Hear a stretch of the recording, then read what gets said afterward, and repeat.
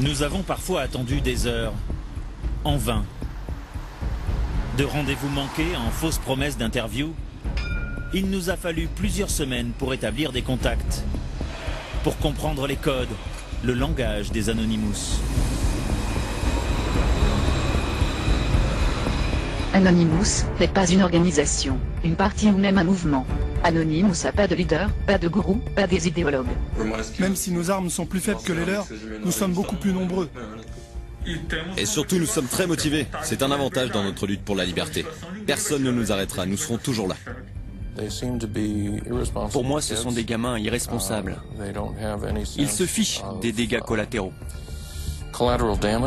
Les pouvoirs n'arriveront pas à vaincre Anonymous. La force d'Anonymous, c'est d'être suffisamment varié, mouvant, élastique, pour rester sur le champ de bataille quoi qu'il arrive. On peut très bien imaginer un groupe terroriste qui se servirait du nom d'Anonymous pour initier une action. Nous nous battons pour vos libertés. Nous sommes anonymes. Nous sommes légion. Nous ne pardonnons pas. Depuis quelques mois, ils sont partout. Ils bloquent des sites internet. Foule anonyme, ils manifestent dans les rues avec un slogan. Nous sommes légion. Les Anonymous sont jeunes, disséminés partout dans le monde et ils communiquent entre eux via Internet sur des réseaux discrets, secrets même. C'est dans ces canaux de discussion que nous avons pu établir le contact. Ils sont méfiants, il nous a fallu du temps pour enfin rencontrer l'un d'eux.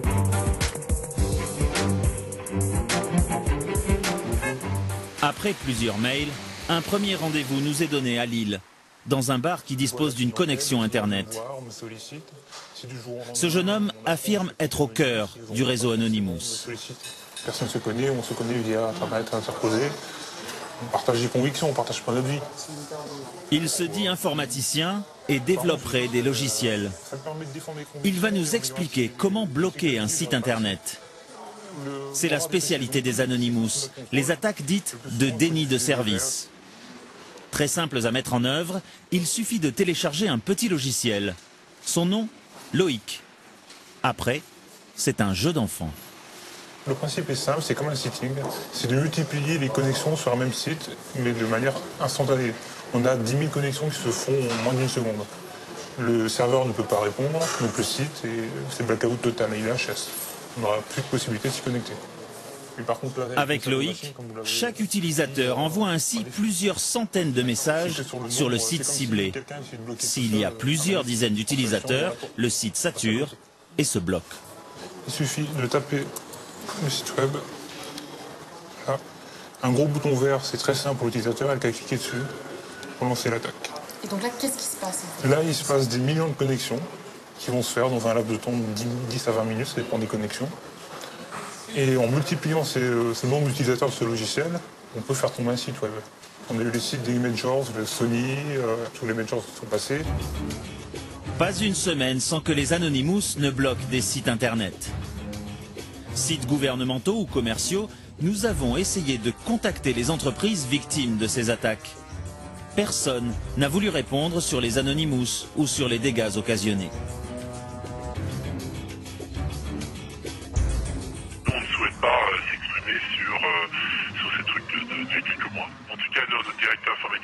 Ah oui, parce que la plupart des gens qui me disent non, ils me disent non parce que comment dire, pas par superstition. Par quoi? Par peur peut-être aussi qu'Anonymous ça les énerve d'autant plus. Enfin, je veux dire, c'est un jeu du chat avec la souris et si on se met devant, paf, on va s'en prendre plein la gueule, quoi. Les Anonymous font peur et leur symbole de ralliement n'arrange pas les choses. C'est un masque étrange. C'est le visage de Guy Fawkes, un catholique anglais opposé aux protestants, exécuté en 1606 pour avoir tenté de faire exploser le Parlement. Une histoire qui inspire le film V pour Vendetta, un héros anonyme qui se bat contre un gouvernement injuste et sanguinaire. Et c'est bien ce symbole que les Anonymous ont voulu s'approprier. Mais quels sont les combats dont ils se réclament aujourd'hui? Pour le savoir, il faut remonter un peu le cours de l'histoire d'Internet. Nous sommes au cœur de Paris, Dans ce bâtiment ultra sécurisé se cache un data center. Sur 5 étages, 6000 mètres carrés de serveurs informatiques. Ici, on stocke toutes les données de grandes entreprises françaises comme des banques ou des grands magasins. Benjamin Bayard est un des précurseurs français de l'Internet. Tout ce que vous voyez, ce sont plein d'opérateurs différents. Un data center comme ça, c'est l'alimentation d'une ville moyenne. Cet expert en télécommunications nous rappelle comment est né le réseau mondial. Ils sont venus très très tard. L'armée américaine avait commandé une étude pour fabriquer un réseau militaire indestructible, y compris en cas de guerre nucléaire. On leur a livré les plans, il se trouve que c'était les plans d'Internet et que ça répond à cet objectif-là. C'est indestructible. Par contre, Internet répond à un deuxième objectif qui n'était pas demandé par les militaires, c'est incontrôlable. Parce que c'est indestructible, c'est incontrôlable. Puisque vous ne pouvez pas l'éteindre, vous ne pouvez pas empêcher les gens de s'en servir, vous ne pouvez pas contrôler ce qui se passe dessus. Les militaires abandonnent le projet, mais il est récupéré par des universitaires qui veulent échanger des informations. Et en 1983, c'est la naissance d'Internet. Pour en retrouver les créateurs, il faut partir aux États-Unis, en Californie. Direction la Silicon Valley, à côté de San Francisco. Les géants de l'Internet sont tous basés ici. Parmi ces sociétés au chiffre d'affaires vertigineux, une organisation à but non lucratif, l'Internet System Consortium. Et voici Paul Vixie, l'un des pères de l'Internet moderne. Comme vous pouvez le voir, j'avais beaucoup de cheveux à l'époque. Je devais avoir 27 ans. Pionnier d'Internet, Paul Vixie est nostalgique des débuts. Car pour lui, aujourd'hui, le net, c'est surtout ça. Un gigantesque supermarché. On s'est, selon lui, bien éloigné de l'idée de départ.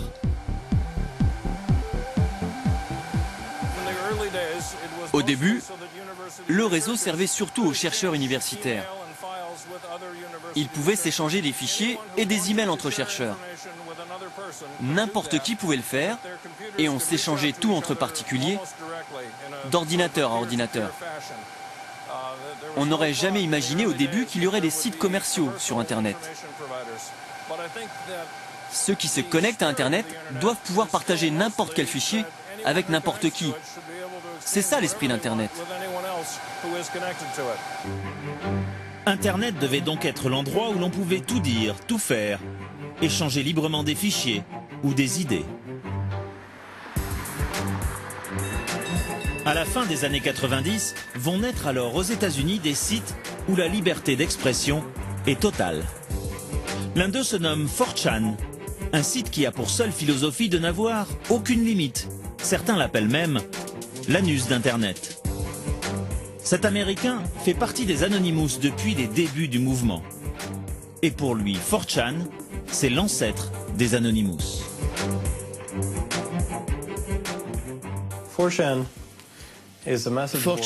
est un forum où les tout premiers membres d'Anonymous se rencontraient, avant même que ne soit créé Anonymous, même avant que les pans entiers d'Internet ne soient construits.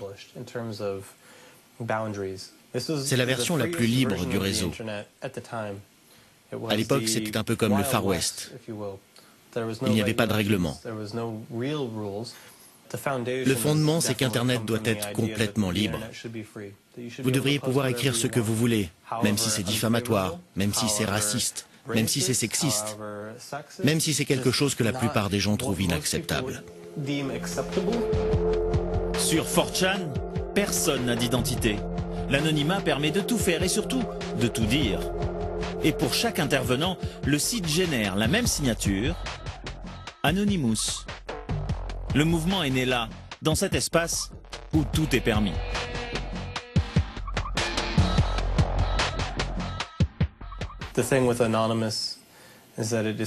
Le truc avec les Anonymous, c'est qu'ils ont décidé qu'ils n'oublieraient pas, qu'ils n'abandonneraient pas le combat pour garder ce que le cœur d'Internet doit être, c'est-à-dire l'Internet libre. Alors les Anonymous ont grandi avec l'idée qu'ils allaient dorénavant combattre tous ceux qui ne voulaient pas de la liberté d'expression sur Internet. Ils veulent en finir avec ces gens-là. Combattre la censure sur Internet, c'est la mission que se sont donnés les Anonymous. Un événement va leur permettre de sortir de l'ombre et l'église de Scientologie va en faire les frais. En 2008, une vidéo de Tom Cruise apparaît sur le web. Dans cette interview de près de 10 minutes, il fait l'apologie de l'église de Scientologie et raconte comment elle a changé sa vie.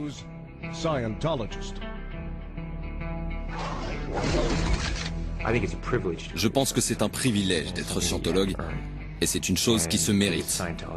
Parce qu'un scientologue agit. Il ou elle a la possibilité de créer une nouvelle réalité et de meilleures conditions de vie. À l'époque, la Scientologie aurait voulu faire retirer l'interview d'Internet. Mais les Anonymous voient dans cette tentative une volonté de censure insupportable. C'est une vidéo qui a fuité et dans laquelle Tom Cruise décrit les philosophies et les concepts internes de l'église de Scientologie. Ce qui s'est passé, c'est que la sécurité de l'église de Scientologie, réalisant que cette vidéo avait été rendue publique, a essayé de la retirer d'Internet, de la faire disparaître. Par chance, dans les premiers groupes d'Anonymous, la plupart des membres avaient bien compris la valeur de ce genre d'informations. Ils voulaient forcer les gens à rendre des comptes. Et ils ont donc décidé de faire des copies de la vidéo. Quiconque essaye de se mettre en avant et de dire « je contrôle l'information, je contrôle Internet, je contrôle la liberté d'expression », pour nous, c'est simplement inacceptable. Au final, l'église de Scientologie a perdu le combat. Diffusée sur des dizaines de sites par les Anonymous, la vidéo de Tom Cruise est aujourd'hui toujours disponible sur Internet.